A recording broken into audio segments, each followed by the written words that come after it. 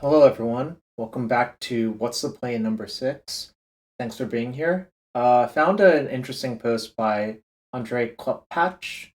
Sorry for the pronunciation if it was incorrect, that I wanted to go over. Again, if you appreciate the channel, leave a comment below, hit that follow button or subscribe button on this channel, or leave a comment. Also, if you want to submit a What's the Play, feel free to join the Discord or you know, tweet at me or, get in touch with me some other how. Thanks for being here, and let's get straight to the situation. It'll be Legacy Izzet Delver versus Moon Stompy in a post-board game, and let's take a look at the situation. So, this is game 2. We're on the draw versus Moon Stompy, and let's see, 1, 2, 3, 4, 5, 6, 7. Opponent kept 7, and this is their play. They went Chrome Locks, imprinting Caves of Chaos Adventure, which I believe is one of the initiative cards, Mountain, and then Chalice for 1. So the primary question is, do you cast Force of Will on this Chalice of the Void? So this is like a pretty complicated question, and a lot of the tweets replying to this question were like not very nuanced. They were all like, yeah, you definitely should or you definitely shouldn't. I think the answer is more subtle than that, to be quite fair.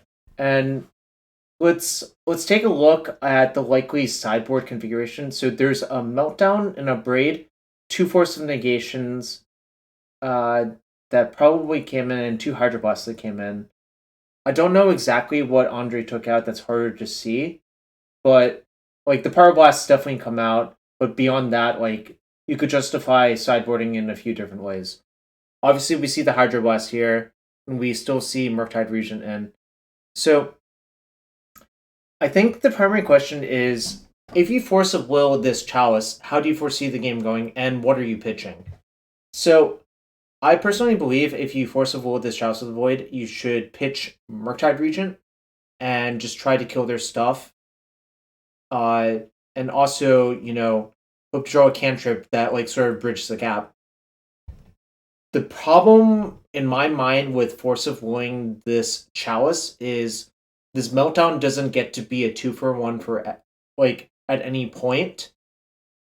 And then you've also pitched your best threat like in Murktide. Like Murktide sort of ties the room together in finishing the game. If you go force pitching Hydroblast, there's like a reasonable chance that you could just die to a Blood Moon as well, or something like that.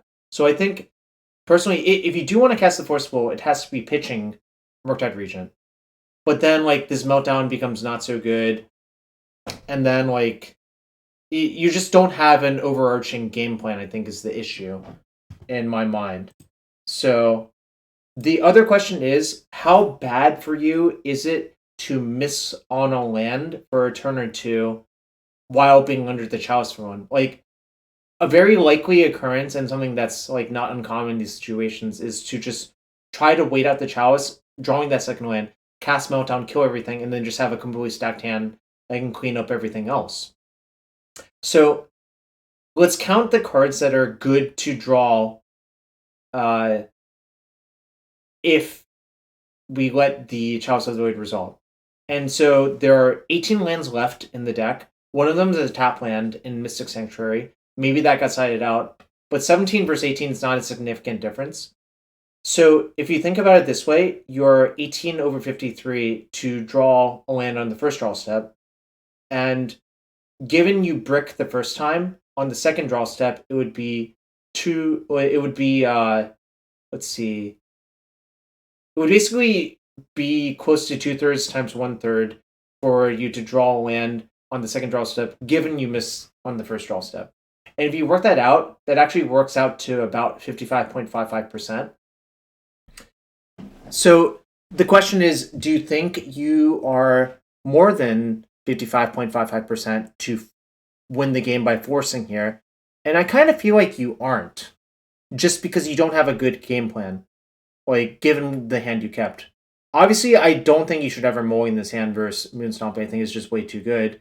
But the problem is, like, what's your game plan if you don't let the Murktide resolve? Like, I think it just kind of falls apart very quickly. If you switch that Murktide Regent to a cantrip, I could not force a will this Chalice faster, I think. Like, I would just force pitching Hydroblast, cast a cantrip on my turn, like, guarantee a coherent game plan, and I think everything works itself out very quickly. Of course, like, there is a significant risk here by letting the Chalice resolve.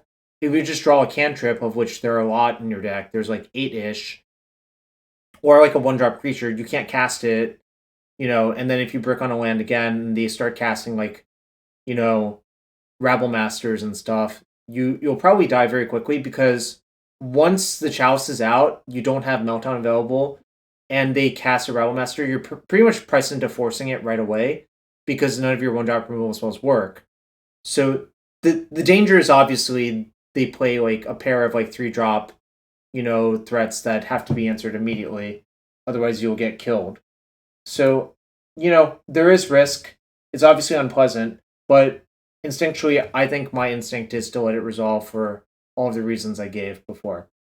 Again, thanks for being here. Thanks for Andre for posting this, and hope to do these a little bit more often. I've been kind of busy. And if you enjoy this stuff, go below, leave a comment, subscribe to the channel. Thanks.